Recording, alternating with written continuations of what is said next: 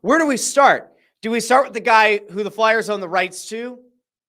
The guy who decided to up and leave for Belarus again? Or do we start with the guy who used to start in net for the Flyers and is apparently trying to cross the border into the United States? Now, before you say the thing, because I saw a bunch of people tweeting about this yesterday, before you go out of your way to say, well, if Carter Hart wants to come into the United States, he should go to Mexico and he should come through the southern border. They'll give him health insurance. They'll give him an apartment in California, believe me. Before you go in that way, which some people did, there were a bunch of people on Twitter who were making that joke. I guess we could start with Carter Hart. Now, I will just, JH says, start with the Predator. He wants to be in Nashville. All of this is allegedly. We have now saved ourselves on liability. So the report came out that Carter Hart apparently wants to leave his home province of Alberta up there in Western Canada, and he wants to make his way to these United States of America. Now, that seemed kind of crazy because if you have any kind of working knowledge of how the law works, you would know that like the kind of crimes that he has been charged with in Canada when he was told to turn himself in to the authorities in London, Ontario, those aren't exactly crimes that you're allowed to just cross back into the U.S. with on your record. So it comes out that Carter Hart wanted to move from Alberta, not to New Jersey, not to Pennsylvania, not to this area, but that he wanted to move to Tennessee. Now, why does he want to move to Tennessee? Well, let's go to the actual report. It came from the Globe and Mail, which was the outlet that was really on top of the Carter Hart and the other players and the sexual assault allegations. They've been on this case since day one.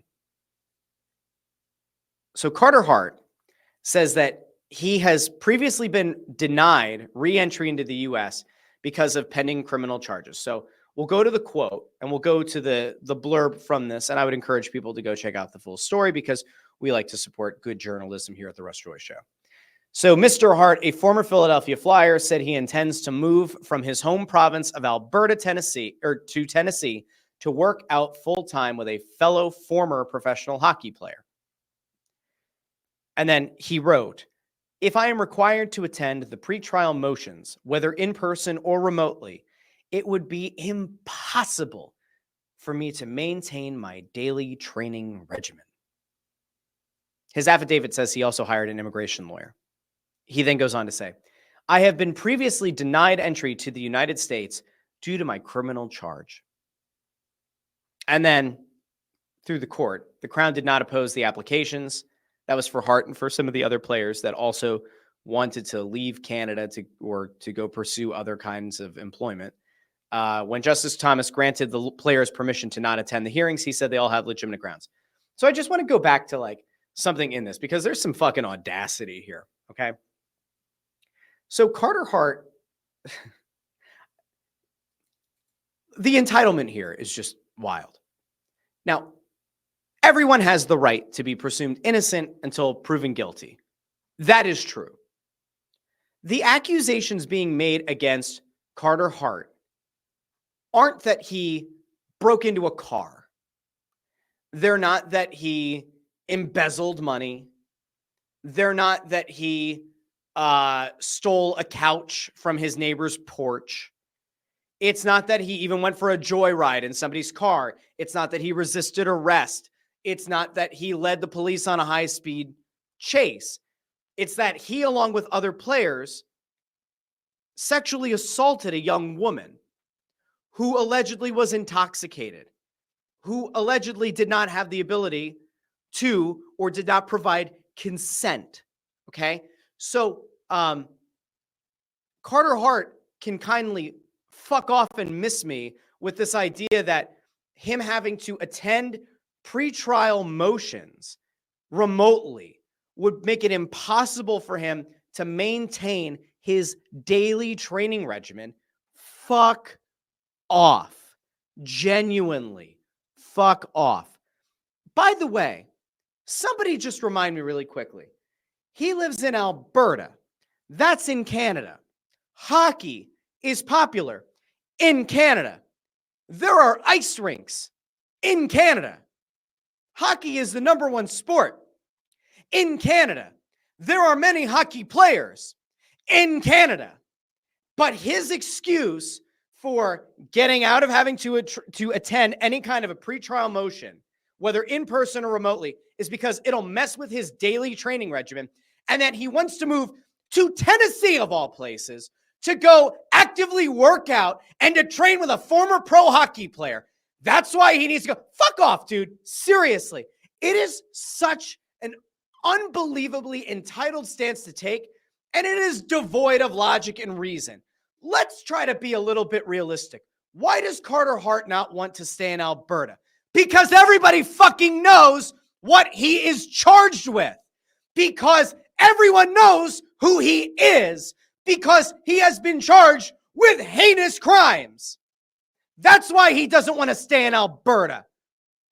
Oh, well, why doesn't he just move somewhere else in Canada? Because guess what? Of the 5 guys that have had charges brought against them, he's the most recognizable. He's the biggest name. I believe he had the biggest contract in the NHL. He was a guy that was being marketed as a face of a franchise, of a team that, while they weren't exactly the most successful for the past decade, is still viewed as one of the most important teams nationally in the entire league. You don't just get to say, I was just thinking I want to move, from Alberta to Tennessee because I want to train with another player. Hey, you made millions of dollars. Move your buddy up to Alberta. What's the actual reason that you'd want to relocate to Tennessee? Maybe relocate to Nashville. What happens in Nashville? Just out of curiosity, what do people do in Nashville? Is Nashville a very quiet town? Is Nashville a town where only 1,000 people live? And that's assuming it's Nashville. Is that a small town where everybody knows everybody? Oh, no. Is that a big tourist? Is there a chance that if you go get lost in a town like Nashville, for example, that not a lot of people would recognize you because you've been out of the public light for a couple of years now, or for really about a year? By the time he maybe gets cleared, it'll be a year. Is it because while there's a very passionate hockey fan base in Nashville, for example, that it's still highly unlikely he would be noticed? Is it because there are tourists? Is it because there are a lot of girls who happen to come in from out of town? Is the dating pool potentially stronger in Nashville than it was somewhere in Alberta? I don't know. These are just questions that someone could hypothetically have. But I'm sorry, innocent until proven guilty.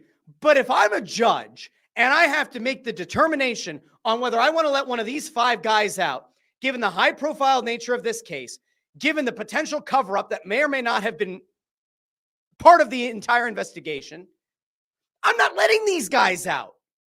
Why would you? If a plumber in Alberta had been accused of sexual assault with multiple other people, right? Had been part of an alleged gang attack on a young woman, would that plumber be able to go to the U.S. for contract work? Does anybody really believe that the judge would say, yeah, go ahead, go take a job working on a new skyscraper on the other side of Niagara Falls or something? I know that's Ontario, not Alberta. Stop with geography. Do I think that they would say, oh yeah, go ahead, go do some plumbing work for the skyscraper as a contractor? No, they wouldn't let you out. The only reason that they're having this conversation is that he's a pro hockey player, that he's got a big profile, and perhaps there's a fear of repercussions if they are targeting a high-profile player.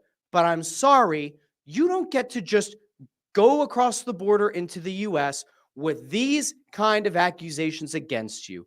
There is a reason that you have to apply for the ability to get back into this country, even though the alleged attack didn't happen here. Okay? You just don't get to do that.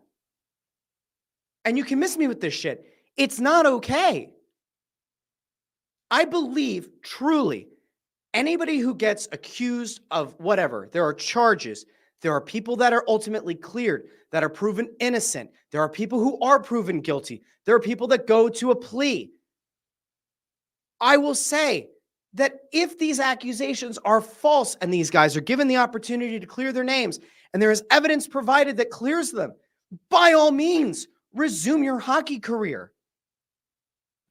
But if they're not cleared, if it's proven that these accusations are true, and you then allowed one of these guys to leave their home country to come to this one and potentially set up other potential instances of not great behavior, not that they will happen, not that the first incident did happen, but just in theory, allowing that person to leave one country to go to another and maybe go to a place that might not be the best choice, where somebody else could potentially become another potential victim. You don't do that.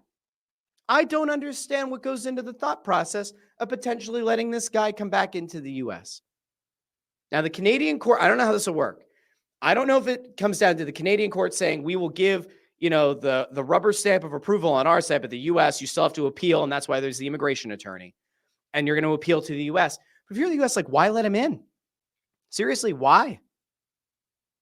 I mean, we can go back to, come back down a little bit. If you have a DUI in the U.S., Canada has the right to not let you into the country. Why do we know this? Because pro wrestling fan, there have been a few guys in the past who have had DUIs who haven't been able to show up at house shows or show up at TV tapings because of DUIs. They aren't necessarily required to let you into the country. If you have these kind of accusations against you, I don't know why you should be let back into this country. I don't get it. Somebody can try to make the case in the comments.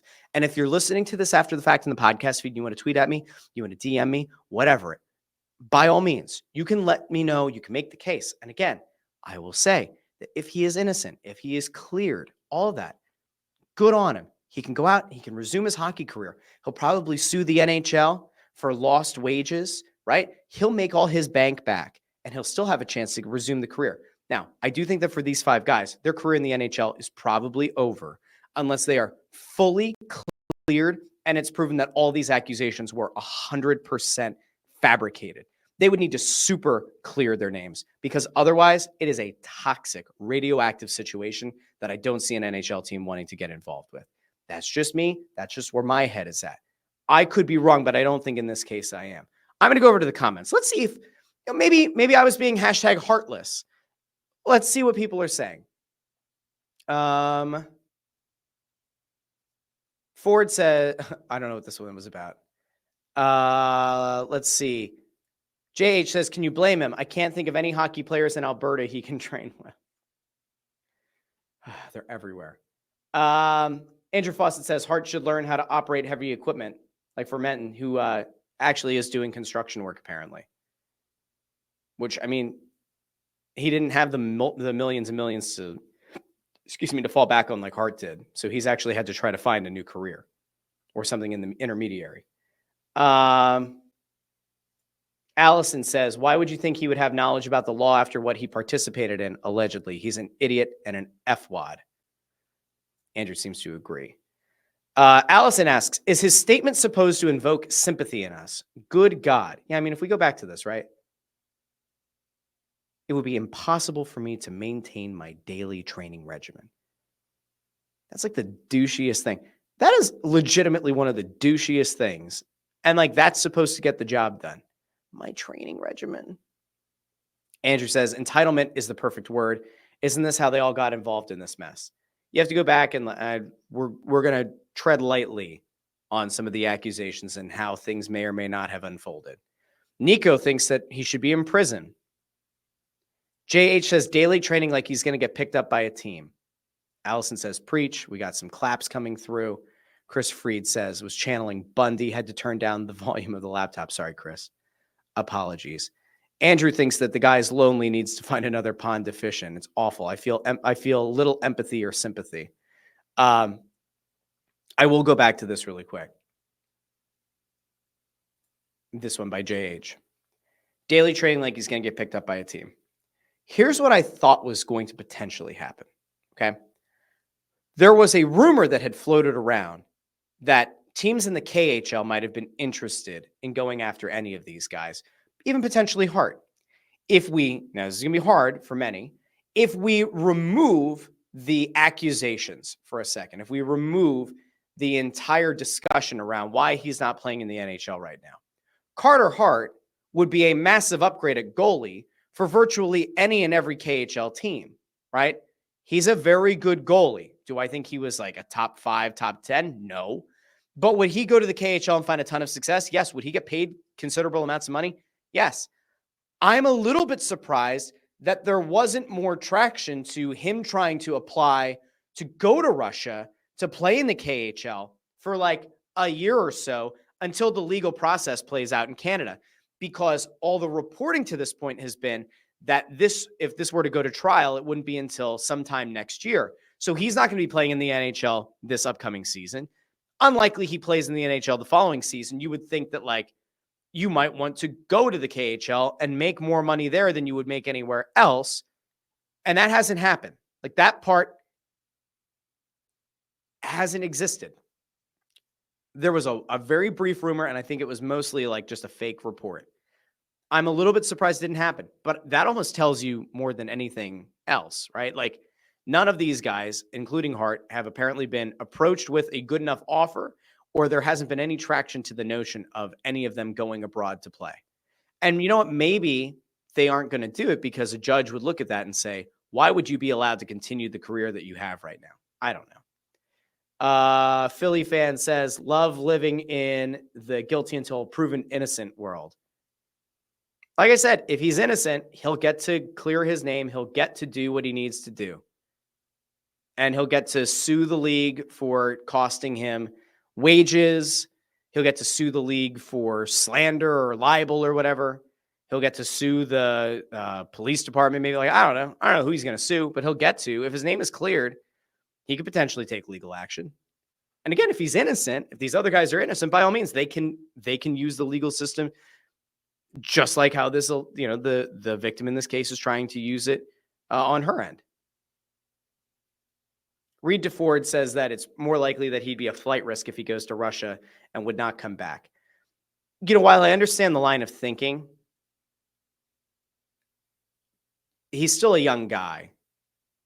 If he believes he's innocent, or if he is innocent, do you want the optics of moving to Russia and not coming back? Like, probably not. The reason that, like, in theory, you would want to move to Tennessee, maybe to Nashville, is because you still get to live like a young guy, even though you have these horrible allegations and these horrible charges against you. You're going to go to a place where nobody knows who you are, or very few people will recognize you. I don't know. HC says that Dylan Dubé is playing in the KHL. I didn't realize that. Well, if he is, then that's very interesting. Then I'm actually even more intrigued in why Hart hasn't done anything. I can't imagine that Hart's agent is telling him there's a chance you go back to the NHL this year. Remember, these guys weren't issued qualifying offers, so Hart is technically a free agent. He's not part of the Flyers organization anymore. They don't own his rights. Like, that's it. It's all done. I can't fathom right now a scenario where it makes sense for Hart to make the case that he did to try to come stateside. If you're the judge, well, when the judge renders a verdict on this, like when the judge makes a determination on if he can relocate, and if the U.S. Immigration Office allows him to come back into the country, it'll be very interesting. And I'm sure that it'll start going around social media. Somebody will find him wherever he is in Tennessee or whatever, and you will start to see videos on TikTok, on Instagram, and there are going to be people watching this guy. There is no doubt. We'll see what happens.